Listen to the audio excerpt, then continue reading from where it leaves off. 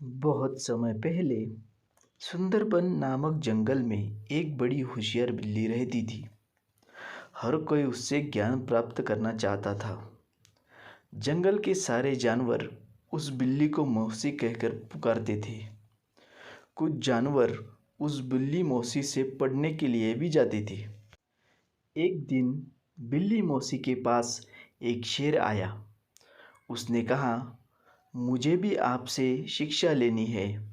मैं आपका छात्र बनकर आपसे कुछ सीखना चाहता हूँ, ताकि जीवन में आगे मुझे कोई दिक्कत ना हो। कुछ देर सोचने के बाद बिल्ली बोलती है, ठीक है, तुम कल से पढ़ने के लिए आ जाना। अगले दिन से रोज़ाना शेर बिल्ली मौसी के यहाँ पढ़ने के लिए आने लगा। एक महीने में शेर इतना समझदार हो गया कि बिल्ली ने उससे कहा, अब तुम मुझसे सब कुछ सीख चुके हो। तुम्हें कल से पढ़ाई के लिए आने की ज़रूरत नहीं है। तुम मेरे द्वारा प्राप्त की गई शिक्षा की मदद से अपने जीवन को आसानी से जी सकते हो।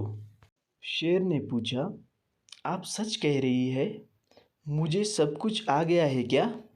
बिल्ली ने जवाब दिया, हाँ, मैं जो कुछ भी जानती थी मैंने सब कुछ तुम्हें सिखा दिया है। शेर ने दहाड़ते हुए कहा, चलो फिर, क्यों ना आज इस विद्या को तुम पर ही आजमा कर देख लिया जाए। इससे मुझे पता चल जाएगा कि मुझे कितना ज्ञान मिला है। डर के मारे सहमी हुई बिल्ली मौसी ने कहा, बेवकूफ़, मैं तुम्हारी गुरु हूँ। मैंने तुम्हें शिक्षा दी है। तुम इस तरह मेरे ऊपर प्रहार नहीं कर सकते हो। शेर ने बिल्ली की एक न सुनी और उस पर झपट पड़ा। अपनी जान बचाने के लिए तेजी से बिल्ली दौड़ने लगी। दौड़ते दौड़ते वह पेड़ पर चढ़ गई। बिल्ली को पेड़ पर चढ़ा हुआ देख शेर ने कहा, तुमने मुझे पेड़ पर चढ़ना नहीं सिखाया। तुमने मुझे पूरा ज्ञान नहीं दिया।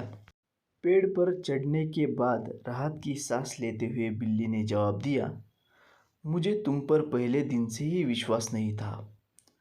मैं जानती थी कि तुम मुझसे सीखने के लिए आए तो हो, लेकिन मेरे ही जीवन के लिए आफत बन सकते हो। यही कारण है कि मैंने तुम्हें पेड़ पर चढ़ना नहीं सिखाया। अगर मैंने तुम्हें यह ज्ञान भी दिया होता तो तुम आज मुझे मार डालते। गुस्से में बिल्ली आगे बोली, तुम आज के बाद मेरे सामने कभी मत आना। मेरी नज़रों से दूर हो जाओ। ऐसा शिष्य जो अपने गुरु का सम्मान नहीं कर सकता, वह किसी काबिल नहीं। बिल्ली मौसी की बात सुनकर शेर को भी गुस्सा आया, लेकिन वो कुछ नहीं कर सकता था क्योंकि बिल्ली पेड़ पर थी। गुस्से को मन में लेकर शेर वहाँ से दहाड़ते हुआ चला गया। इस कहानी से हमें यह सीख मिलती है कि हमें किसी पर भी आँख मूंद कर भरोसा करना नहीं चाहिए।